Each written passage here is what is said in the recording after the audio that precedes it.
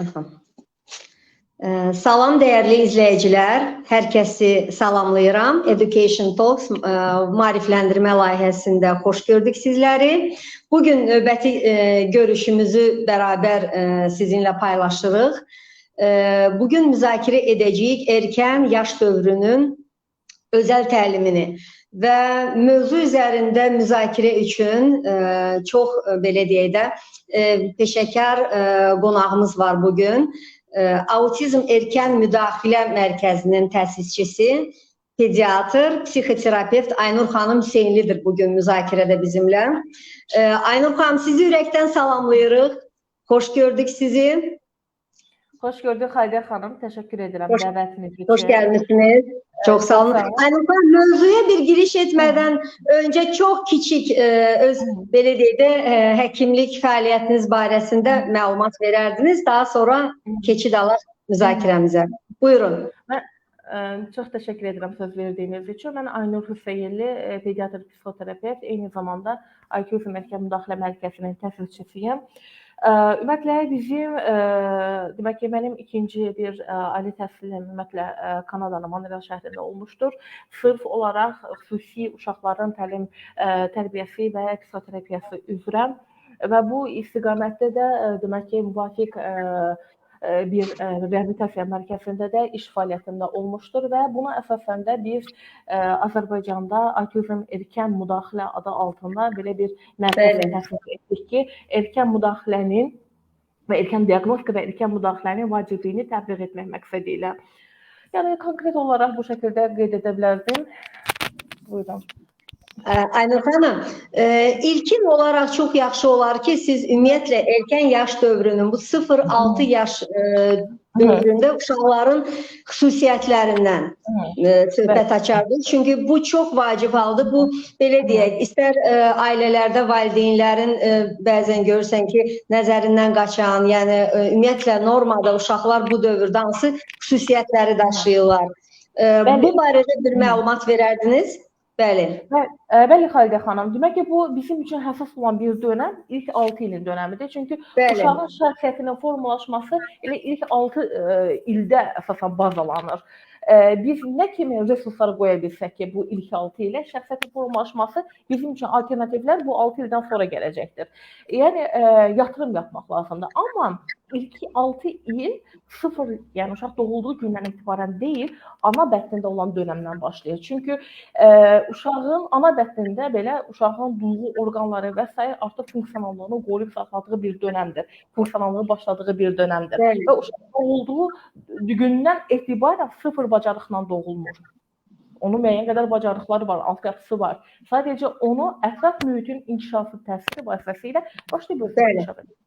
Bu həyatın ilk dönəmindən belədir. Belə ki, ilk birinci il güvən bağının qurulması, düzgün şəkildə ehtiyaclarının ödənilməsi fonunda demək ki, qarşı tərəfdən asılılıq şəklində özünü bildirir. Belə ki, məsələn, belə bir nümunə göstərə bilərəm ki, uşaq ilk dönəmdə artıq demək, acıdığı halda mədəsində ağrı şəklində özünü biruzə verir və ağlamaqla öz ehtiyacının ödənilməsi şəklində baxı verən şəxsə bir siqnal göndərir.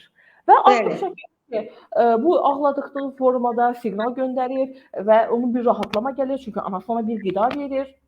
Və bu formada artıq özünü bir pillə inkişaf etdirir. Susadığı vaxtı, acıdığı vaxtı, yuxusu gəldiyi vaxtı, qarnının ağrıdığı bir vaxtı və köfü olan bir vaxtı, qulağı ağrıdığı vaxtı fərqli şəkildə ağlayaraq bunu valideynə bildirir. Və bəzən də diqqəti çəkmək üçün də ağlayır. Artıq professional ana uşağın ağlamağına görə artıq bir ağlamaq bir valideynlə uşaq arasında bir ünsiyyət vasitəsi kimi seçilir. Və başqa ona qarşı cavabların verir. Amma təcrübədə çox vaxtı yəni bu valideyni narahat edir. Yəni dərhal o ağlamağın qarşısını almağa belə deyə də cəhd edir, narahatçılıq keçirir. Bəli, və çox valideynlər belə deyir, hər zaman ağlayır uşaq. Ana mənim acımışam sözünü ifadə edə bilmir, amma onu ağlayaraq ifadə edir və uşağın ağlaması onun bir ünsiyyətidir. Ağlayan uşaq bir normallığı göstərən bir funksionallıqdır. Bəzən ananı təşvişə salır ki, hər zaman ağladı, uşağın qarnı ağrıyır. Ana, mənim qarnım ağrıyır fikrini ifadə edə bilmir bu uşaq, amma onu artıq seçə bilir. Amma valideyn də o qədər professional olur ki, artıq o ağlamağına görə acıyıbmı ağlayır, qarnı ağrıyıb mı ağlayır və ya da sadəcə bir diqqətən nə var desə, biraz qayğıya ehtiyacı var. Onun üçün mü ağlayır? Artıq ana onu seçə bilir.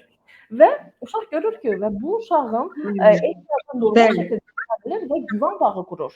Güvən bağı həyatın birinci ilində normal qurulmuş bir uşaq gələcək özgüvənli, özünü müdafiə edən, özünü hörmət edən bir şəxsiyyət çevrilir. Amma bu dövrdə güvən bağı qurulmayan bir uşaq gələcəyin özgüvənsizi, tamamilə az öncə sadaladığımızda əksi istiqamətində inkişaf etdirir. Bu uşağın gələcəyi asosiallaşma ilə gedir. Çünki güvən bağı qurulmayan və s. Yəni birinci ili bu qədər önəmlidir. Bir də başqa bir şeylərə baxsaq, uşaq ehtiyac halındadır. Nə qədər də olsa uşaq ümumiyyətlə İlkin olaraq yeni doğulan bir uşağın 20-30 sm məsafədən bir görməsi var. Əşyanı da görə bilir, anasını da görə bilir və s. Uşağın yaşı artdıqca bu görmə sahəsi həm böyüyür, çünki uşaq həm ətrafında genişlənir, bəli. Bəli. Həm də uşaq nə qədər çox gördükcə ətraf mühitin köməyi ilə də görmə sahəsi böyüyür və inkişaf elətdirir. Gəzməyi öyrənən bir uşaq artıq daha geniş alanı öyrənir, görür, müstəqilliyi sayəsində artıq öyrənmə imkanları daha da çeşidlənir. Və bunun üçün də bu müstəqilliyi məhdudlaşdırmamaq şərtində biz uşağın inkişaf etməsinə bir demək ki, təkan veririk əslində. Buna görə də həyatın birinci ili çox önəmli bir ildir. Uşaq yenilikçidir. Yenilikçi o deməkdir ki, hər gün, hər saniyə uşaq nəyi öyrənir. Nəyi öyrənir, kəşf edir, bəli. Kəşf edir, hər zaman kəşf edir. Və uşağın bir ay, yəni məsələn 9 aylıq bir uşağı göstərək, onun inkişaf bacarıqları heç də 8 aylığında olduğu kimi deyil, tamamilə fərqlidir. Bir həftə öncəki kimi deyil. Yəni bunu biz belə də ifadə edə bilərik ki, uşaq bugün oyun oynayır, amma onun oynadığı oyun dünənki oyunla eyni deyil. Bir də ki, sabahlan oynayacağı oyunla da eyni deyil. Çünki əlavə nəyisə qatır. Və buna görə də uşağın hər yaş dövründə, hər ayında özünə müvafiq olaraq xüsusiyyətləri var. Bu xüsusiyyətlərinə görə seçilir. Məsələn, bir uşaq, bir yaşını yekunlaşdırılmış bir uşaq ən azından heca şəkildə mama, papa, ata, baba şəkildə bir neçə sözü deyə bilir. Müstəqil şəkildə bir neçə adım ata bilir, tutub yeriyə bilir. Adla reaksiyası var, sosial gülümsəməsi var. Yəni həm bəzən bu non-verbal ünsiyyəti də var. Yəni mimikalarla, jestlərlə bir ünsiyyət də qura bilir. Adla reaksiyası vardır. Və eyni zamanda 9 aylığından etibarən uşaqlarda təqlid etmə başlayır əslində. Amma bir yaşından sonra, məsələn 18 aylığında bir uşaq tamamilə müstəqilliyə addım atmış bir uşaqdır. 18 aylığında bir uşaq müstəqil şəkildə yeməyini yeyə bilməlidir. Stəkandan suyunu içə bilməlidir. Təqlid etməsi tamamilə top olmalıdır, pik olmalıdır. Eyni zamanda paralel oyun oynamaq, sosiallaşması, sən yaşıtlarla oyun oynaya bilib, oyunda növbəsini gözləyə bilməsi, oyuncağını paylaşa bilməsi, bir iş birliyinə girə bilməsi 18 aylıq uşağın bir funksionallığın içərisində olmalıdır. 2 yaşında bir uşaq bir neçə sözdən ibarət olan cümlələri bilməlidir. Söz bazası zəngin olmalıdır və bunun fikrini ifadə edə bilməlidir. Və eyni zamanda bu yaşda yeni danışmağa başlayan uşaqlar əsasən sual verməyə daha çox meyilli olurlar və bu zaman valideynin onun suallarına cavablandırmalıdır və təbirlə. Uzun cümlələr deyil, qısa cümlələrlə, başa düşərək, göz kontaktı quraraq, göz qeyriyyətini uyğunlaşdıraraq. Yəni bunlar çox önəmli nöqtələrdə vurğuladığınız Aynur xanım. Bəli, Xalidə xanım, çünki valideynlərdən əksəriyyəti dünyaya uşağın gözü ilə baxmağı sevmir. Onu düşünmür əslində. Və bəzən valideyn deyir ki, mən oyun oynamağı bilmirəm. Oyun oynamağa həvəsim və yaxud da ki, ona zamanım yoxdur. Bəli, zamanım yoxdur. Əslində biz məsələn belə bir şey olur ki, biz məsləhət veririk ki, valideynlərə ki, səmərəli zaman keçirməkdən ötürü bir sərf keyfiyyətli bir oyun oynamaq. Valideyn o zaman bizə geri dönüş edir ki, bizim vaxtımız yoxdur. Keyfiyyətli oyun oynamaq üçün biz saatlarla oyun demirik. Biz minimal 15 dəqiqədən söhbət edirik. Məncə hər birimizin bir 15 dəqiqəsi var övladımıza sərf etmək üçün. Bu zaman bəli, Xalidə xanım və Aynur xanım, bəzən də bilirsiniz necə, məsələn da ki, bu belə deyək də praktik tövsiyələrdə bəzən müəyyən bir rutinlərlə o uşaqla oyun ünsiyyət fəaliyyətini birləşdirmək olur. Ta ki, birgə bir hazırlanmağında və yaxud masanı toplayanda, ya avtomobildə yolda gedəndə, yəni bunun hər ikisini bir yerdə birləşdirmək olar müəyyən bir zaman çərçivəsində. Məsələn, biz hər zaman tövsiyə edirik. Yemək hazırlıyorsunuz. İcazə edin uşaq da o kartofa, markova, yer kökünə bir manipulyasiya eləsin. Qoy küçük, biz ondan tələb eləmirik. Böyük bir salat düzəlsin, yemək düzəlsin, biz ondan tələb eləmirik. Məlum bir toxunsun, bir manipulyasiya etsin, bir onun teksturasını bilsin, bir onu dadmağa bilsin. Bu zaman diyaloq gedir ana ilə uşaq arasında. Uşaq yeni sözlər öyrənməyə meyilli olacaq. Uşaq ana ilə birgə zaman keçirməyə meyilli olacaq. Məsələn, bağ işləri ola bilər ki, ata ilə birgə bağ işlərində iştirak edə bilər. Məsələn, otları biçməkdə uşaq o qədər də əməyini istəmir. Yaşına uyğun bir tələb deyil. Sadəcə bir sərfəli bir zaman keçirmək. Məsələn, market alış-verişləri. Düzgün əsası qoyulmuş market alış-verişlərində artıq uşağın nəyə ehtiyacı olub, nəyə ehtiyacı olunmadığı, nəyə ona alına bilər, nəyə alına bilməz kimi ifadələri artıq anlaya bilər. Amma düzgün əsası qoyulmuş. Amma əksər hallarda valideynlər istəmir market alış-verişlərində uşaqlarını aparsınlar. Çünki onu istəyəcək, bunu istəyəcək. Bəli, yəni praktik tövsiyələr sizdən irəlidəki suallarımda alacağım Aynur xanım. Aynur xanım, bax siz xüsusiyyətləri vurğuladınız. Yəni əslində valideyn olmağa hazırlaşan hər bir belə deyək də ata, ana bu məlumatlarda belə deyək uşağın doğulandan ən azı bu erkən yaş dövrü xüsusiyyətləri barəsində məlumatlı olmalıdır ki, yəni uşağın ehtiyaclarından bir anlayışı olsun və ona yanaşma üsullarını belə deyək də seçməkdə bir özü də məlumatlı olsun ən azından. Aynur xanım, özəl təlim və yaxud bunu ola bilər fərdi yanaşma, fərdi təlim kimi də yəni adlandıra bilərik. Ümumiyyətlə, özəl təlim anlayışına keçək. Çünki artıq günümüz belə deyək, bir tələbmi, bir ehtiyacmı yaranır ki, yəni dünyaya gələn uşaqlar müəyyən bir baxırsan ki, mərhələlərdə hansısa bir özəl dəstəyə ehtiyacları olur. Yəni birinci biz xüsusiyyətlərdən giriş etdik. Ümumiyyətlə, yəni özəl təlimdən danışmadan öncə bu anlayışı bir balaca formalaşdıraq. Yəni valideyn bu özəl təlimi necə başa düşsün? Yəni bu anlayış özündə nəyi əks etdirir? Buyurun. Bəli, bu ümumiyyətlə çox həssas bir məsələdir. Amma bu məsələ başlamazdan öncə demək istəyirəm ki, hər bir uşaq unikdir, yəni fərqlidir. Bir uşağın inkişafıyla digər uşağın inkişafı eyni deyil. Məsələn, hətta eyni yumurta hüceyrəsi olan, əksi olan uşaqları götürsək belə, eyni yaşı var, genetikası eyni olmasına baxmayaraq hər iki uşağın inkişaf dərəcəsi tamamilə fərqlidir. Bizim mövcud olduğumuz vəziyyət artıq necə deyim, yediyimiz qidadan mı asılı olsun, ətraf mühit çevrə faktorlarından olsun, genetik faktorlardan olsun ki, bir sıra inkişaf pozuntuları gətirib səbəb ola bilər və günümüzdə bunun faiz dərəcəsi daha artıqdır. Məsələn, və buna görə də uşaqlarda inkişaf göstəriciləri bir-birindən fərqli olur. Məsələn, bizim müəyyən qədər normativlərimiz var. Uşağın inkişaf xüsusiyyətlərinə əsas aylara uyğun o normativ skrining testlərimiz, diaqnostik testlərimiz var ki, bu normativlərə cavab verməyən inkişafı göstərən uşaqlar var ki, onlar inkişafı atipik inkişaflı uşaqlardır. Və məsələn, bunlar etməsi kimi göstərə bilərik, sosial bacarıqların aşağı olması ilə göstərə bilərik, kiçik və yaxud da böyük motorikasının zəif olması müşahidə olunan uşaqları göstərə bilərik ki, müxtəlif diaqnoz adı altında. Bu uşaqlar normal, ümumiyyətlə hər bir uşaq yəni təlim almalıdır. Bağça sistemində də edukativ bir yanaşma var. Bəli. Bu uşaqlar xüsusi dəstəyə ehtiyac yaranır. Niyə? Çünki onların inkişafı digərlərinin normal inkişafına çata bilmir, onlardan zəif qalır və həmin uşaqlar o uşaqların içərisində silinmiş uşaq olur. Yəni, məsələn, bu belə bir kiçik bir misalla izah edeyim. 4 yaşlı bir uşağın dil gecikməsi var. İlkində hər hansı bir inkişafı yoxdur. Valideyn deyir ki, irəli sürür ki, evdə səvankar mühit yaratmışdıq, televizoru açmışdıq, doğulandan bəri və s. Biz o televizoru söndürəcəyik, ekrana məruzətə burax, yəni ekrana məruz qoymayacağıq, amma normal bağçaya gedəcək. Və o digər uşaqlara baxıb həvəslərini danışacaq. Əsasən valideynlər bu cürə düşür. Biz onu ancaq izah edirik ki, belə bu birinci addımımız ekrana məruzəti azaltmaq, bəli, amma bu bizim çıxış yolumuz deyil. Və həmin uşağın çıxış yolu deyil. Çünki o uşaq digər uşaqların içərisində silinmiş olacaq. Ehtiyaclarını qarşı tərəfə ödəyə bilməyəcək.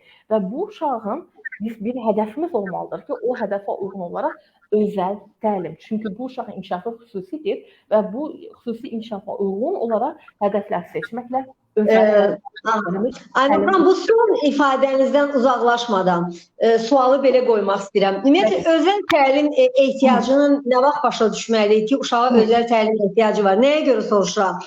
Bəzən baxırsınız, yəni belə hallarda baş verir. Uşağa valideyn ehtiyac olmadan bir neçə repetitora cəlb edir, ya ki, hansısa bir əlavə bir kurslara cəlb edir. Düşünür ki, nə qədər bu əlavələrin sayı çox olsa, bu daha da yaxşı olacaq. Yəni, bunun doğru müəyyən olunmasını istəyərəm, aydınlıq gətirək. Nə vaxt biz başa düşürük ki, uşağın özəl təlimə ehtiyacı var? Uşağın özəl təlimə ehtiyac ola bilməsi, uşağın malik olduğu hər hansı bir şübhə yarandığı, hər hansı bir diaqnostik xərci var ki, onların uşağın üzərində olan demək ki, təsirinə əsasən. Bu təsir də uşağın davranışları əsasında meydana çıxar. Məsələn, nitqin geriliyindən ola bilər, sosial bacarıqdan aşağı olmasından ola bilər, motor bacarıqdan aşağı olması, öz baxım bacarıqdan aşağı olması. Yəni, hər yaşlarıyla eyni deyil. Bu, çox formada gözlə görülən olur. Əsasən bunu ilkin şübhə göstərən valideyn olur ana tərəfindən ki, mənim uşağım digər qonşunun uşağına eyni yaşdadır, amma biraz nəsə bir şübhə yaranır. Adətən bu müqayisə belə olur. Bəli, müqayisə olunur. Amma normalda dünya üzrə necə erkən diaqnostika deyilən bir anlayış var. Bu 18 aylıq hər bir uşağın demək ki, skrining testləri aparılır. Ümumi inkişafı üzrə skrining testləri aparılır. Biz burada uşağın nitq geriliyi olacaqmı, öyrənmə geriliyi olacaqmı, inkişaf geriliyi varmı, IQ-sun spektr pozuntusudurmu? Diaqnozu təsdiqlənmir. Sadəcə inkişafını biz izləyirik ki, həm yaşlılar həmin normativlərə cavab verirmi? Və buna uyğun olar, məsələn, pediatrik müayinələrdə. Hətta ki, bağçalarda qəbul zamanı rutin kontrollar olur. Rutin kontrollar zamanı o normativlərə cavab verməyəndə görürük ki, uşağın malik olduğu bacarıq səviyyəsi yaşına uyğun deyilmiş, geridəymiş. Təsəvvür meydana olur. Və mən ən əsası mütəxəssislərə ünvanlandırmaq istərdim ki, bəzən ana şübhə edir, bəzən də o yaranmış vəziyyətin şiddətinə əsasən o qədər də çox vizual gözlə görünən olmur. Amma ananın içərisində bir şübhə var, mütəxəssis onu o qədər də ciddiyə almır. Yox, o keçib gedəcək və s. Bu vəziyyətin daha da böyük qloballaşmasına gətirib çıxarır. Aynur xanım, demək baxın, belə hallarla biz rastlaşırıq, belə deyək də, praktikdə. Məsələn, bəzən görürsünüz ki, valideyn və yaxud ailənin digər üzvləri hansısa bir xüsusiyyətləri, babası da belə olub, əmisində də bu var idi, heç nə olmaz. Bəzən görürsünüz bu 3-4 yaşa, hətta 5 yaşa qədər olur. Mən ümumiyyətlə daha sadə formada istəyərdim sizdən müəyyən açarları alım ki, ev şəraitində, yəni sözsüz ki, belə hallarda burada mütəxəssis müdaxiləsi mütləqdir. Amma ev şəraitində bəzən valideyn bu mütəxəssisə müraciəti görsün bir neçə il gecikdirir. Yəni, indi bizi dinləyən valideynlər olacaq, ola bilər bu informasiyanı digər, belə deyək də, çevrəsinə ötürənlər olacaq. Və ev şəraitində ən sadə formada valideyn bu ehtiyacları necə başa düşsün? Bu ehtiyacları ümumiyyətlə yenə də deyirəm ki, uşaqda hər hansı bir gecikmə və s. davranışları var. İlkin şübhə yarandığı halda ilkin rutin kontrol üçün zaten hər uşaq il ərzində pediatrik müayinəyə gedir. Pediatrlarına müraciət edə bilər. Və bu zamanlar haqq qazandırmasınlar ki, atası da 4 yaşında qazanır. Çünki biraz yaşlı nəsil bu istiqamətə meyillidirlər. Artıq gənc analarımız ayıqdırlar artıq. Və hətta ehtiyac olmadığı halda özəl təlim. Amma yəni gündəmimizdə rast gəlirik belə hallara. Bəli, və bu bir-iki deyil. Yəni hardasa bu belə hallara rast gəlirik deyə bu sualı mən biraz belə deyə də qaldırdım. Hal-hazırda məsələn qeyri-mütəxəssislərin işlədə biləcəyi skrining testlər var. Məsələn, MCAT testlər, həm IQ spektr pozuntusu üzrə, həm uşağın inkişaf demək ki, qiymətləndirilməsi üzrə bir skrining testdir. Bunun həm professional, həm də qeyri valideyn də bundan istifadə edə bilər və qeyd edilər ki, bu yaşa uyğun deyil və s. O bala uyğun olan şübhənin hansı dərəcədə olub-olmamasını görə bilər. Məsələn, bunu asanlıqla internetdən də tapa bilirlər, Azərbaycan dilində də mövcuddur. Yəni, hər dildə mövcuddur və yəni, ödənişli şəkildə özləri apara bilər və bizə əsas etibarilə valideyn şübhələnsin, əmin olsun və müraciət etsin mütəxəssisə. Bizə bu lazımdır. Və əsasən də yəni burada laqeyd yanaşmamaq lazımdır. Çünki şübhə olduğu halda mütəxəssisə müraciət edib erkən diaqnostikada, erkən müdaxiləyə başlandığı halda gözəl biz alternativ cavablar ala bilirik. Amma yəni bu nə qədər erkən vaxtda olsa bu daha effektiv olur sözsüz ki. Təbii ki, bəli, daha effektiv olur, daha uşaqda daha böyük şans əldə olur. Məsələn, bir uşağın diaqnozuna şübhələndə ikinci yaşına biz şübhələndirik, bir də var 5 yaşında. 3 il uşaq itirir. Uşağın 1 ay itirməsi böyük bir problemdir. Çünki Çox önəmlidir. Çünki uşaq hər gün nəsə öyrənir. Təsəvvür edin, 3 il ərzində uşaq öyrənməmiş qalır, sabit qalır, inkişafı getmir. Gör uşaq nə qədər geriləyibdir. Bizim məqsədimiz nədir? Uşağın ətrafı olan asılılığını minimallaşdırmaqdır. Uşağa dəstək, xarici olan dəstəyini ümumiyyətlə demək ki, minimallaşdırmaqdır ki, uşaq özə baxım verə bilsin, öz ehtiyaclarını özü ödəyə bilsin. Amma 5 yaşında olan bir uşaq öz baxım vərdişlərini əldə edə bilmir. Bu böyük bir problemdir. Bu valideyn fəhmankarlığı nəticəsində ortaya gəlmiş bir problemdir. Buna görə də valideyn əslində ayıq olmalıdır və şübhələndiyi andan etibarən merhaba deyil, mütəxəssisə mütləq şəkildə müraciət eləməlidir. Çünki məsuliyyətli bir şeydir. Övladın məsuliyyəti bu yaş dövründə birbaşa valideynin məsuliyyətidir. Çox önəmlidir. Aynur xanım, sözsüz bu verəcəyim sual biraz belə deyək də fərdi yanaşma istəyir. Yəni sözsüz hər uşağa yanaşma individualdır. Yəni heç bir uşağa digərini bu tamam belə deyək də təkrarlamır. Amma bir ümumi olaraq, yəni bir uşaq özəl təlimə başlayanda bunun addımları yəni necə olur? Yəni çox vaxtı bu valideyni də bu qorxudur ki, mən gedəcəm, məni aylarla, illərlə deyəcəklər, gətirəcəklər. Yəni o nəticə olacaq, olmayacaq bilmirəm. Yəni bu addımlar zəhmət olmasa biraz ona toxunardıq məsələyə. Buyurun. Demək, bu ilkin addım necədir? Ana şübhələnir, gəlir. Bəli. Onlara ilkin addımda nədir? Vəziyyəti skrininq testi edirik, uşağa hər tərəfdə dəyərləndirmə aparırıq. Qeyd olunan uşağın 5 müxtəlif inkişaf sahəsi üzrə bacarıqlarının yaşına uyğun olmamadığı istiqamətində biz onun standartları götürürük, normativləri götürürük. Hansı bacarıqları var və yaşına uyğun olaraq hansı bacarıqları yoxdur üzrə biz onların artıq analizini aparıb statistik şəkildə demək ki, maarifləndirmə şəklində valideynə qeyd etməliyik ki, uşağınızın yaşına uyğun olan davranışları bunlardır, ancaq çatışmayanlar bunlardır. Və buna uyğun olaraq hədəflər qurulur. Kiçik və böyük hədəflər qurulur. Və hansı zaman müddəti, təbii ki, bura bir müddət də qoyuruq ki, bu müddət ərzində bu hədəflər və sair və ilaxır.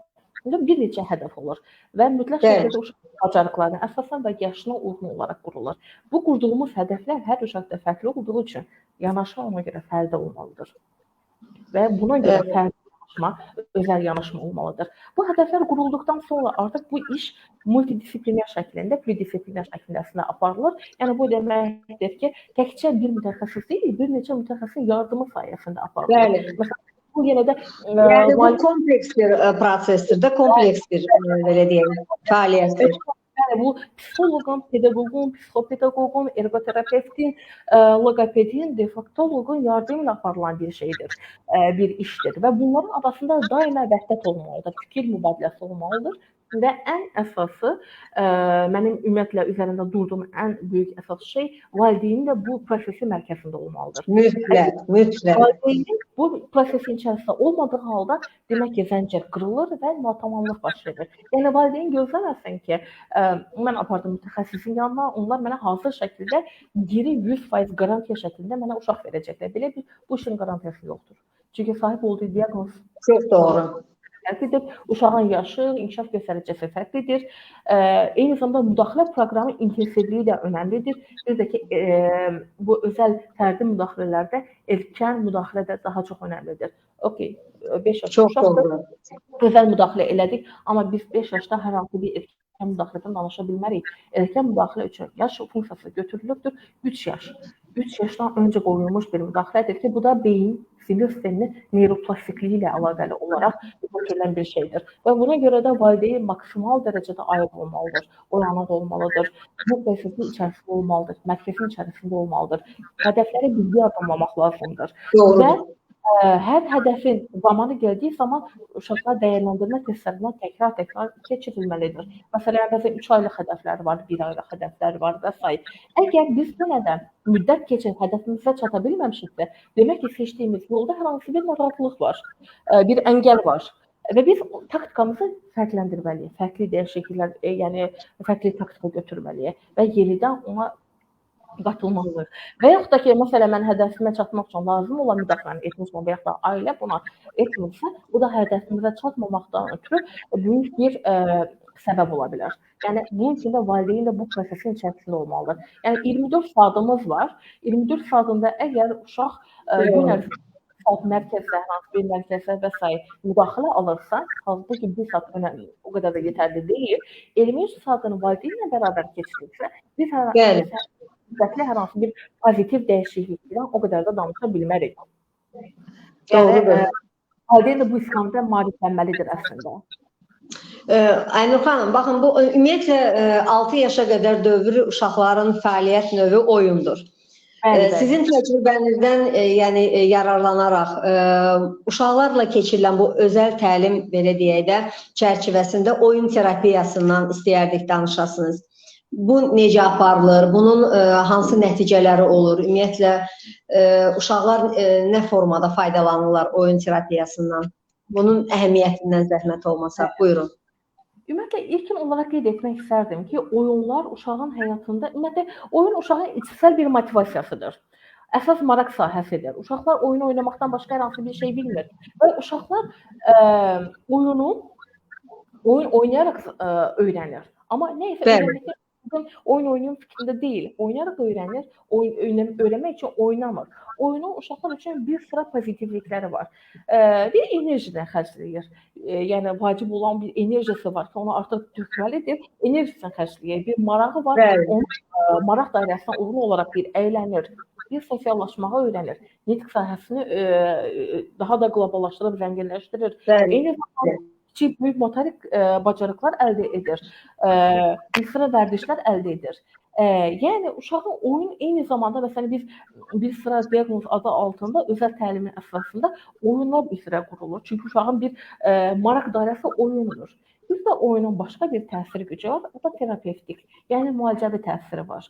Amma burada böyük bir haşiyə var ki, bu haşiyə nəzərimizə çatdırmalıdır ki, uşağın tək başına oynadığı oyun terapevtik təsir yoxdur. Yəni, yalnız başına oynanan oyunda terapevtik təsir olur.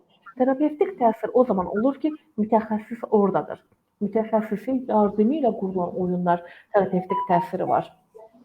Bu zaman bu da oyun terapiyasının bazasını, əsasını qurur. O zaman oyun terapiyasında oyunun rolu nədir? Bəli. Oyun terapiyasında oyun ünsiyyət vasitəsi kimi seçilmişdir. Məsələn, yetişkinləri götürək. Yetişkin psikoterapiyasında biz ünsiyyət vasitəsilə fikir mübadiləsi edirik, duyğu durumumuzu izah edirik qarşı tərəfə. Amma uşaqlarda tamamilə fərqlidir. Uşaqlar asanlıqla formada özünü ifadə edə bilmir. Çünki bəzən onun fərqinə vara bilmir və yaxud da yetərli axıcı nitqi yoxdur, yetərli söz bazası yoxdur. Amma özünü ifadə edə bilməsi və kəşf edə bilməsi üçün oyunlara xitab edir. Bununla da xüsusi oyun materiallarıyla biz həmin şəraiti yaradırıq ki, bir ünsiyyət vasitəsi kimi mütəxəssis uşaq arasında... Mühit önəmlidir də. Mühitin doğru yaradılması önəmlidir.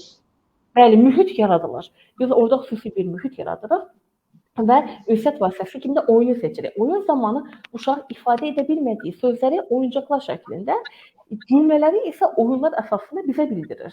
Asanlıqla formada travmasının, fobiyasının nə olduğunu bildirmir, amma oynadığı oyunun temasına əsasən bizi onu bildirir. Köməyə ehtiyac olduğunu bizi onu oyun əsasında bildirir. Qorxularını və s. Buna görə də oyun terapiyası uşağın həyatında o qədər əhəmiyyətlidir və bizim uşaq psixoterapiyasında da geniş istifadə olunmaqdadır. Oyun terapiyası əslində 3 istiqamətdədir. İstiqamətləndirilmiş, istiqamətləndirilməmiş, bir də ailə oyun terapiyası fonunda. İstiqamətləndirilmiş oyun terapiyası bu kollektiv davranış oyun terapiyası şəklində, sərbəst oyun terapiyası, bir də qum terapiyası şəklində həyata keçirilir. Yəni burada mütəxəssis oyunun bir lideridir. Əslində bir hədəf seçir, uşağın travma və fobiya qorxularına qarşı o hədəfə çatmaq üçün uşaqdan o istiqamətə yönləndirir. Yəni, travmasını qalib gələ bilməkdən ötürü uşağa təkrar bacarıq əldə etməsinə istiqamətində olur. İstiqamətləndirilmiş oyun terapiyası. Bu əsasən də bir yaş məhdudiyyəti var. Əsasən də bir məktəb dövründən sonra, məsələn, 1-7 yaşlı tətbiq olunur. Amma kiçik yaşlı uşaqlarda istiqamətləndirilməmiş oyun terapiyası daha əhəmiyyətlidir. Bu da uşaq mərkəzli oyun terapiyasıdır. Uşaq oyun terapiyasının mərkəzindədir, lideridir, seçimi özü edir, Sadəcə psixoterapevt bu istiqamətdə vasitəçidir. Uşağa Çox xoş. uşağa bir istiqamət vermir. Uşaq liderdir, yolu göstərən uşağın özü olur. Sadəcə psixoterapevt vasitəçilik edir. Bir vasitəçilik elə belə. Aynur xanım, ailə terapiyası səsləndirdiniz. Yəni o sualı da sizə hazırlamışam əslində vermək üçün. Ailə terapiyası barəsində də maraqlı olar. Çünki baxın, bayaqdan danışdıqlarınızla bu gözümüzün önündə belə dedim, məndə də bir canlanma olur ki, çünki ailələrlə, valideynlərlə danışanda, yəni əsas o anlaşılmazlıqlar məhz ev şəraitində da ki, uşağı başa düşməmək, onun oyun ehtiyaclarını başa düşməmək, lazımi mühiti onun üçün təşkil etməmək, yaratmamaq. Yəni çox vaxtı da əslində ailədə uşaqla münasibətlərin çətinləşməyinə məhz bunlar səbəb olur. Yəni valideynin uşağı duya bilməməsi, onun ehtiyaclarını başa düşməməsi. Yəni ona görə siz dediyiniz bir var işin belə dedi, terapevtik tərəfi daha peşəkar yanaşmalısı. Amma peşəkar yanaşma olmadan belə ev şəraitində daha da belə dedi, o çətinləşmə daha da kəskinləşə bilir. Valideyn bu mövzularda maarifli olmayanda. Ona görə ailə terapiyasına da toxunmağınız çox vacib olar bugün. Buyurun. Xalidə xanım, çünki ailə terapiyası günümüzdə daha çox ehtiyacı duyula bilən bir terapiyanın yönüdür. Burada ailə terapiyası oyun terapiyası fonunda əslində həyata keçirilir. Ailə fərdləri arasında münasibətin qurmaq və gücləndirmək, yəni bərpası və gücləndirilməsi istiqamətində oyun terapiyası fonunda həyata keçirilir. Bu istiqamətdə yəni ailə fərdləri arasında nə deməkdir? Bu övlad və valideynlər arasındakı olan ünsiyyət deyil, münasibətin bərpası. Bundan əlavə valideynlərin bir-birinin arasında olan münasibətini gücləndirmək, eyni zamanda ailədə digər bir neçə uşaq varsa, həmin uşaq fərdlərinin arasında da həmin münasibəti gücləndirmək istiqamətində olur. Filial terapiya və terapiya şəklində həyata keçirilir və bunlar ümumiyyətlə iki fərqli ailə terapiyasıdır ki, filial terapiya əsasən də az yaşlı uşağa sahib olan ailələrə keçirilir. Ailələr üçündür. Bəli. Ailələr üçündür. Uşağa necə baxım verilməsi istiqamətində informativ, məlumatlandırıcı olmaqla yanaşı, uşaq mərkəzi oyun terapiyasına əsas baza, təməl bazası ailəyə demək ki, öyrədilir, məlumatlandırılır. Həm nəzəri, həm də praktiki hissədə və artıq terapiyanın sonunda valideyn öz uşağının şəxsi terapevtinə çevrilir. Bu çox əhəmiyyətlidir. Çünki valideyn əlində olan məlumat uzun müddətlidir və istədiyi zaman bunu həyata keçirir, daha da professional bir ortam yaradır. Yəni ana olmaqdan çəkinmir. Yəni təbii ki, anası olur uşağın, amma eyni zamanda bir terapevti də olur. Düzgün qərar verməkdir, limit qoymaqdır, necə qadağa qoya bilər, uşağın problemi davranışdan necə ona necə davranmalıdır, müdaxilə edilməlidir istiqamətində artıq bacarıq əldə edibdir ana və ya da valideyn ortada iştirak edə bilər. Və bunu həyata keçirir və düzgün bir ortam qurur. Bəzən bu terapiyanın sonunda əksər hallarda, 99% hallarda valideyn qurduğu münasibətdən nə qədər yanlış yolda olduğunu görür. Çünki valideynlər əksəriyyəti itaətkar etmək istəyir. Nəsihətlə, demək ki, nəsihət verir sözlü şəkildə. Amma rol model olmağa gələndə deyir ki, mən heç bir zaman yalan danışmadım uşağıma, aldatmadım, ona fərd kimi qəbul elədim. Amma görürük ki, yaxşı bir pozitiv şey eləyəndə uşaq onu fərd kimi qəbul olunur, amma negativ bir hərəkət edəndə, yanlış davranış olanda psixoloji şiddət uyğulanır. Uşaqlardan küsməkdir, cəzalandırmaqdır və yaxud da ki, fiziki şiddət kimi, hətta fiziki təməsi olmasa belə, mesela sevdiği şeylerden məhrum etmək kimi belə bir insanlar da qurulubdur. Amma bəzən valideynlər unudurlar ki, uşağın 3 valideyni var. Atası, anası və ata ilə ana arasındakı olan münasibətə. O münasibət də uşaqlar üçün və bizim üçün də çox önəmli bir münasibətdir. Məsələn, ana uşağına yalan danışmaya bilər, amma qarşı tərəfə kiçik də yalanlar danışa bilər ki, bu uşaq o nəsihətə inanmayacaq, gördüyünə inanacaq. Rol modeli. Və uşaqlar da hərfi başa düşür də, Aynur xanım. Uşaqlar eşitdiyi kimi, bəzən biz böyüklər hansısa bir-birimizə işarələrmi və yaxud nəyisə eşitdirə bilərik. Yəni bunu biz böyüklər duya bilərik. Çox vaxt böyüklərin məhz bu yöndə görürsən ki, yanlışlar olur. Onlar düşünür ki, uşaqlar da bunu o formada qəbul edə bilərlər yəni. Bəli, bəli.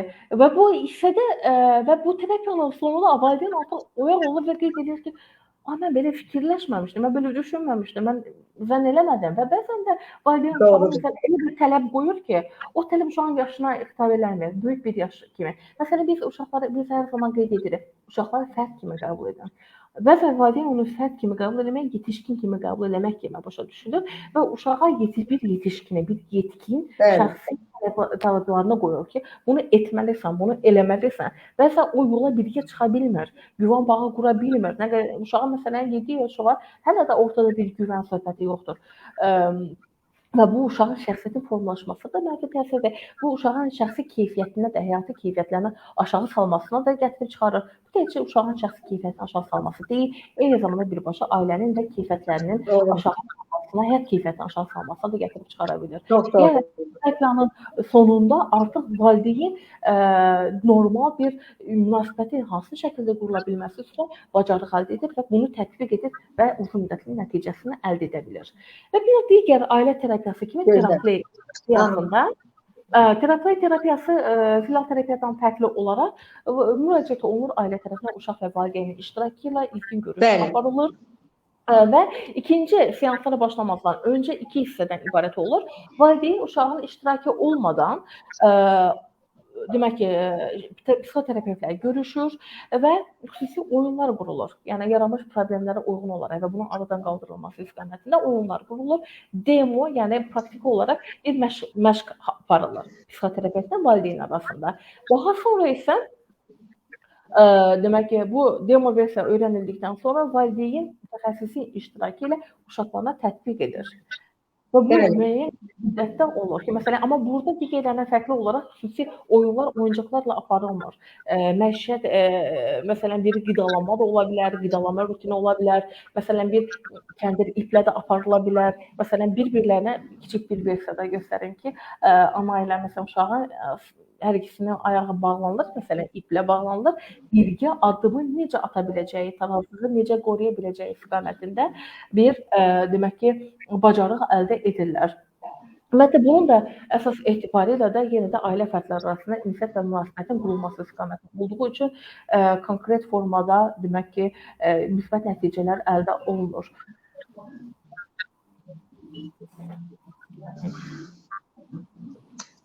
Aynur xanım, səs gəlir, bir balaca qırılma oldu.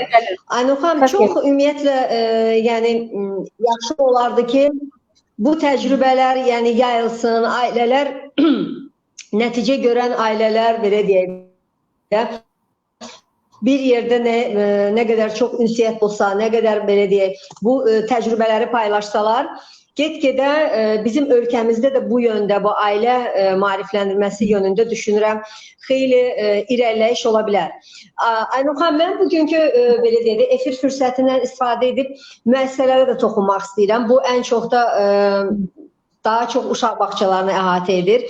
Çünki bugünkü gündə, yəni dövrümüzdə dünyaya gələn uşaqlar artıq belə deyək, daha innovativ, daha bu elektron belə deyək, əsrinə uyğun, operativ düşünmə, həm çevik, həm aktiv, hiperaktiv, yəni bu belə deyək, xüsusiyyətlərə malik olan uşaqlardır və müəssisələrdə olan kadrların hazırlıq belə deyək, dərəcəsi, hardasa bu yeni gələn nəslin uşaqların sürəti ilə bəzən baxırsan ki, üst-üstə düşmür. Yəni, sözsüz bir paralel bir uşaq təlimi ilə yanaşı ən çox da vurğu vururuq kadrların təliminə ki, yeni gələn uşaqların tempini, onlarla yanaşma üsullarını seçə bilsinlər. Və burada da bilirsiniz necə yaranır?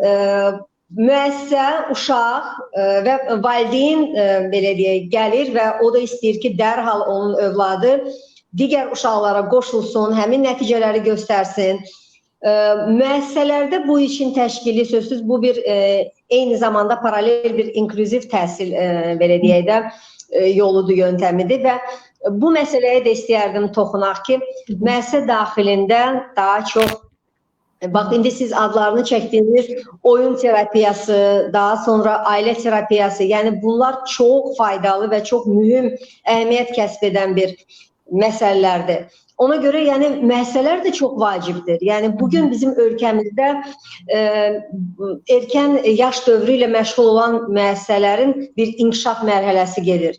Ona görə vacibdir ki, müəssisələr də bu mövqedən maariflənsin. Yəni bəzən görürsünüz uşaqlar cəlb olunur uşaq bağçalarına, amma uşağa yanaşma üsulları heç müəssisənin özündə də doğru təşkil olunmayıb. Siz dediyiniz o doğru olmayan ünsiyyət müəssisədəki kadrlarında, uşaqlarla ünsiyyətində yol verilir. Hansısa yalan vədlər, uşaqla belə deyək, pozitiv yox, daha çox negativ əmr formasında uşağı özünə tabe etmə tərzində olur. Ona görə müəssisələr də böyük bir hissəni əhatə etdiyi üçün bu məsələdə istəyərdim fikrinizi bildirəsiniz sizdən. Buyurun. Xalidə xanım, siz çox həssas bir nöqtəyə toxundunuz. Günümüzdə global bir problemidir əslində. Bizə də ümumiyyətlə müraciət olunan valideynlər daha çox bu haqda biz görürük. Ümumiyyətlə ilk olaraq məsələyə başlamaqdan ötürü uşağın sahib olduğu diaqnoz bizim üçün önəmlidir. Bu psixolojidir. Genetik fonda, sinir sisteminin inkişafı pozuntusudurmu, sahib olduğu bir başqa bir somatik bir xəstəliyi varmı? Bu bizim ilkin təhlilімizdir. Məsələn, fərqli bir, autizm spektrum pozuntusu sahib olan bir uşağın ilkin etap üçün xüsusi bir normal bağçaya getməsinin tərəfdarı deyilik. Və yaxud da dil gecikməsi olan bir uşağın və yaxud da inkişaf geriliyi olan bir uşağın ilkin etap üçün bağçaya getməsini biz tövsiyə etmirik. Çünki inkişaf dərəcəsi digərlərinə eyni olmadığı üçün uşaq həmin ortamda itmiş, görünməyən uşaq olur və uşaq zaman itirir əslində.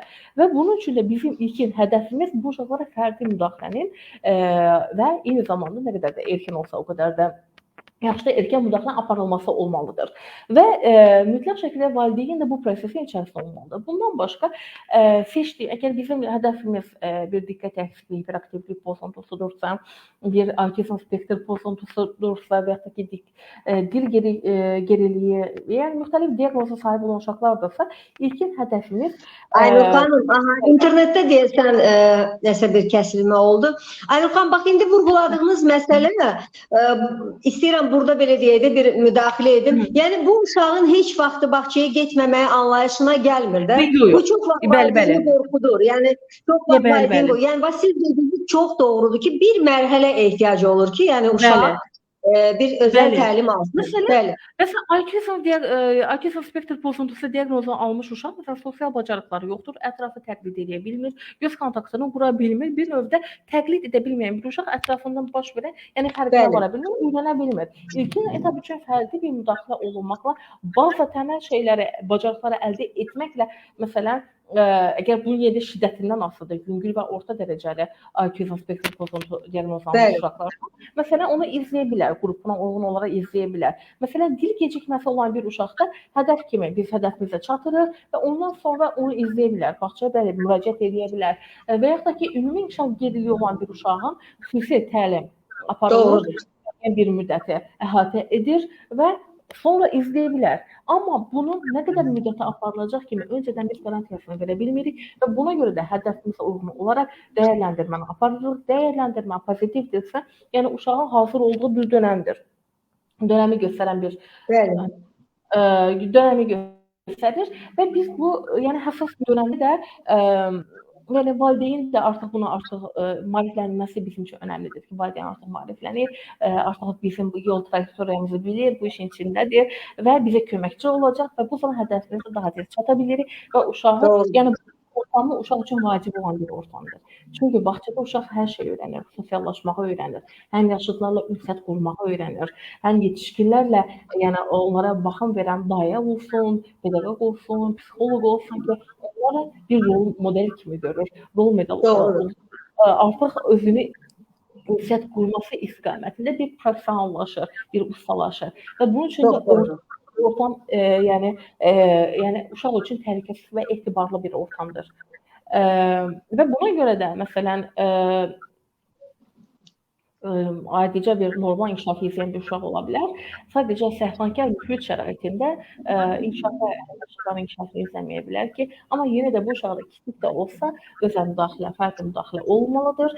Baxırsan ki, dərhal bərpa dönəmində dərhal o irəliləmə müşahidə olunur. Bəli, bəli.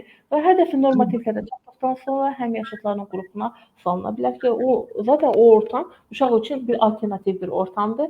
Sosiallaşmağı öyrənəcək, öz baxım bacarıqlarını öyrənəcək. Yəni uşaqlarla işbirliyi qurmağı, problem həll etməyi öyrənəcək. Uşağın o malik olduğu 5 inkişaf sahəsini yaşına uyğun olaraq inkişaf etdirəcək. Sadəcə ilkin etap üçün uşağa dəstək lazımdır. Bu mütləqdir. Aynur xanım, baxın bu son fikrə istinad edərək, baxın valideyn, burada belə baxın, indi verəcəyim sual nədən ibarətdir? Yəni valideyn nə istəyir? Mən tutaq ki, anayam, atayam, mən istəyirəm uşağım hal-hazırda deyək ki, bu bacarıqlara yiyələnmiş olsun. Mən istəyirəm o bu mühitdə olsun. Və yaxud da ki, digər tərəfdən ta ki, müəssisə bir istəklərini irəli qoyur. Amma uşaq üçün ən vacib olan nədir həmin bugünkü bu halında? Yəni, bax, bu uşaq mərkəzli yanaşma. Bu çox önəmli bir məsələdir. Yəni çox vaxt görürsünüz ki, uşağın, yəni mən bu dediyim nümunələr hamısı həyatda rast gəldiyimiz, yəni prosesdə gördüyümüz bir hallardır. Görürsünüz ki, uşağın hələ bugün vacib olan deyək ki, nitqin açılması, müəyyən bir sözlərin səsləndirməsi mərhələsində valideyn onun artıq bir aya xarici dilləri mənimsəməyi arzusundadır və yaxud müəssisənin başqa arzuları ola bilər. Amma uşağın bugünkü durumuna görə onun ehtiyacları hansılardır? Bax, biz bu mərhələyə gəlib çatmalıyıq. Aynur xanım, uşaq mərkəzli yanaşma, buna münasibət bildirin. Buyurun. Uşaq mərkəzli yanaşma o deməkdir ki, biz uşağın gözü ilə baxırıq. Uşaq mərkəzli yanaşma bu deməkdir. Uşağı, yəni biz uşağın gözü ilə baxa bilməyimiz üçün bizim də bir sıra bacarıqlara malik olmağımız lazım. Birinci, empatiya qurmaq. İkinci, səbirli olmaq. Empatiya qurmaq nədir? Üzümüzü qarşı tərəfin yerinə qoymaqdır. Məsələn, başqa bir şeyə toxunaq. Uşaqdır, yeni uşaq, yəni ailədə, yəni bir uşaqdır və s. Uşaq gözü ilə baxsaq, ana məsələn, uşaq empatiya qurur, uşağı yerinə qoyur, özünü təsəvvür edir, boyu balacadır və ətrafında nəhəng əşyalar var. Məsələn, divarda hər hansı bir yerə gedir, divarda və ətrafında bilmədiyi, başa düşmədiyi musiqi səsləri var, yazılar var. Nəhəng ortam uşaq üçün adaptasiya olmayan bir yerdir. Uşağa aid olan heç bir şey yoxdur. Böyük bir vaz var, ev dekorativ əşyaları var, təhlükəli və uşağa adaptasiya olmamış bir mühit. Əgər biz uşağa gözü ilə baxsaq, uşağı vahimələndirən bir dönəm olacaq. Və biz uşağın gözü ilə baxsaq, biz çox şeyin fərqinə varmış olacağıq. Bu növdə uşaq üçün adaptasiya olmuş bir ortam hazırlaya bilərik. Məsələn, ev mühitində uşağın boyuna uyğun olaraq, yaşına uyğun olaraq bir stolun, bir masanın, stulun olması, bir oyun otağının olması. Məsələn, uşaq 4 yaşına gəlib hələ valideynlə birgə yatır. Məsələn, biz bunun qarşısına uşağın bir fərdi alanının olması. Çox rastlaşdırır bundan praktikada. Bəli. Bir gəlib, sonra gəl asılı vəziyyətə gəlir. Anası çox istəyir, ona görə. Və çox vaxt valideyn bunu sevgi kimi başa düşür. Deyir, inanırsınız məndən, hələ də məndən yatır. Yəni bunu müsbət bir hal kimi dəyərləndirir. Sadəcə uşağın müstəqillik əldə etməsi üçün hər hansı bir addım atılmayıbdır və bu uşaq güvənsiz bağlılıqdır əslində. Bu güvənli bağlılıq deyil. Bu uşaq güvənsiz bağlılığın içindədir əslində. Bir özünə təhlükəsiz alanlar hansı formada edə biləcəyi haqqında məlumatsızdır. Çünki o şans verilmir bu uşağa. Uşağın fərdi alanı olmalıdır, fərdi yatağı olmalıdır, boyuna uyğun olaraq, yaşına uyğun olaraq, ölçüsü də yəni vahiməli olmamalıdır. Uşağın çox oyuncaqları olsun kimi belə fikir deyil, uşağın yaşına uyğun olan yetərli oyuncaqları olmalıdır. Yəni otağın hər yerində oyuncaqlar üst-üstə gəlməməlidir əslində, bilməyə qədər limit qoyulmalıdır, qadağalar qoyulmalıdır, oyun alanı olmalıdır. Bu zaman biz normal yanaşmadan uşağın gözü ilə baxmış ola bilirik. Uşaq gözü ilə baxdığımız halda, uşaq mərkəzdə olanda nədir? Biz uşağa bir şans veririk, təcrübə etməyə şans veririk. Uşaq təcrübə edir və uşaq məsuliyyət almağı öyrənir. Uşaq seçməyi öyrənir. Uşaq fikir sintez etməyi öyrənir. Fikirlərinin nə qədər dəyərli olduğunu olmağı öyrənir. Uşaq özünü fərd kimi görməyi öyrənir. Dinləməyi öyrənir və dinləndiyini görərək dinləməyi öyrənir. Və bu uşaq üçün böyük bir şanslar verir. Buna görə də uşaq mərkəzli yanaşma günümüzdə ən aktual məsələlərdən biridir. Sadəcə biz bu məsələdə empatiya qurmalıyıq, uşağın gözü ilə ətrafa baxmalıyıq, səbirli olmalıyıq və valideyn deyir ki, falan şey eləmir. Məsələn, hədəf seçəndə valideyn deyir ki, məsələn sizin dediyiniz ki, Günümüzün ən yəni beynəlxalq dillərindən biri ingilis dilidir, ingilis dilini danışsın. Sizin uşağınız öz ana dilində danışa bilmədiyi halda ingilis dilini hansı şəkildə öyrənə bilər? Bu kimi böyük hədəflər qoyulmamalıdır. Çünki o hədəf uşağın tələbatına yaxşı uyğun gəlmir. Biz Doğrudur. biz onu demək ki, seçməliyik. Və yaxud da deyir ki, düymələrini bağlamağı öyrənsin. Əgər bu corablarını soyuna bilməyən bir uşaq paltarın düymələrini bağlamağı öyrənə bilməyəcək əslində. Biz etap-etap minimallardan başlamalıyıq ki, minimal hədəflərimiz daha sonra böyük addım ata biləyik. Yəni, məsələn, bəzən elə olur ki, mən bu diaqnozu yenmək istəyirəm. Bu böyük bir addımdır. Biz birinci qəbul etməliyik. Məsələn, hər hansı bir diaqnozu qəbul etməliyik. Qəbul etmək işin 40%, 50%-dir əslində və birgə addımlamağı öyrənməliyik ki, o böyük addımı ata biləyik. Ona görə də hər zaman kiçik addımlar ataraq realistik olmaq lazımdır. Yəni real yanaşmaq lazımdır. Fantaziya ürünü kimi yoxdur. Yəni yəni məcazi yox. Reallıqda da konkretlik üzrə addımlar atmalıyıq. Və buna görə Aynur xanım, ona görə məhz bu belə deyək də müzakirələr, efirlər, hansısa bir belə deyək də, yəni əhatə dairəmizdə maksimum biz bu mövzuları danışmalıyıq, açmalıyıq, bunları müzakirəyə qoymalıyıq ki, əhali arasında, ümumiyyətlə bizim cəmiyyətimizdə get-gedə bu yöndə inkişaf çox irəliləsin. Bizim efirimizin bitmə vaxtına çox az qalıb və Aynur xanım, sizdən son olaraq valideynlərə bir neçə əsas tövsiyələrinizi istəyəcəyik bugünkü mövzunu ümumiləşdirərək. Buyurun. Çox sağ olun. Ümumiyyətlə, bu əsas bir məsələ olduğu üçün mən istəyərdim ki, daha diqqətli olunması. İlkin olaraq uşağını fərd kimi görmək. Yaşına uyğun olaraq tələbat vermək. Uşaq böyütmək üçün daha böyük resurslara malik olmaq lazımdır, yatırım eləmək lazımdır ki, daha çox məlumatlanmaqdır, daha çox oxumaqdır, dəyərli mənbələrdən uşağa necə baxım vermək lazımdır və s. Yəni, maariflənməkdir. Bu böyük bir addımdır. Bu təbii olmaq lazımdır uşağın ihtiyacına görə. Əgər qəzəblənmişiksə, qəzəbinin səbəbini uşaqların üzərinə atmamaq lazımdır, onları cəzalandırmaq lazım deyil. Uşaqları müstəqil yetişdirmək üçün onlara seçmə haqqı verilmək lazımdır. Uşaqlara tələb qoyan zaman yaş faktoruna önəmli hala gəlmək lazımdır. Eyni zamanda empatiya qurmaq bacarığımız olmalıdır ki, uşağın nə istəyir, nə üçün ağlayır. Eyni zamanda uşağın inkişafı ilə bağlı hər hansı bir şübhələnmə olarsa, vaxt itirməmək lazımdır. Erkən müdaxiləyə mütləq şəkildə başlamaq lazımdır. Çünki o artıq bizim, yəni valideynlərin məsuliyyətidir. Nə qədər erkəndən biz müdaxilə edərsək, o zaman daha böyük addım atmış ola bilirik əslində. Bunlar əsas bir dönəmlərdir. Yəni, ilk olaraq da valideyn olmadan öncə bunun hazırlığını hiss etməlidirlər ki, bir uşağa baxım vermək üçün mental olaraq hazırdırlar, istəklidirlərmi? Çünki sağlam uşaq deməkdir. Sağlam ana sağlam uşaqdır. Sağlam ata sağlam uşaqdır. Yəni, bu necə biz deyirik, bu ilk həyatın birinci ili bizim üçün önəmlidir.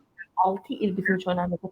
Uşağın təkcə sağlam ortamı yaradılması deyil, eyni zamanda sağlam qidalarla qidalanırmı? Bu da bizim üçün önəmli olmalıdır. Sağlam bir mühitdə böyüyübmü? Bu da bizim üçün önəmli olan bir faktorlardan biridir. Uşağı aşırı formada, yəni həddindən artıq qorumaq, uşağı müdafiə etmək deyil. Bu da doğru deyil. Və hətta uşağı müdafiə edə bilməyin üçün daha irəli addımlasın, yəni hər şey icazə verirəm. Bu da doğru addım deyil. Demokratik yanaşmaq. Neysə izah edənlər izah etmək lazımdır. Bunun üçün səbirli olmaq lazımdır. Bir səbəbi, bir nəticəsini desinlər. Bir limit qoymaq lazımdır uşaqlar üçün. Amma yaşına uyğun olaraq lazımlı qaydada limit qoymaq lazımdır. Uşaqlara səmərəli, keyfiyyətli zaman keçirmək lazımdır. Çox şey lazımdır əslində və bunlar valideynlər bunu bilinçli formada etməlidirlər. Yəni, ən əsası isə valideynlər uşaqların önündə şəffaf olmalıdır. Yəni, yanlış demək deyil.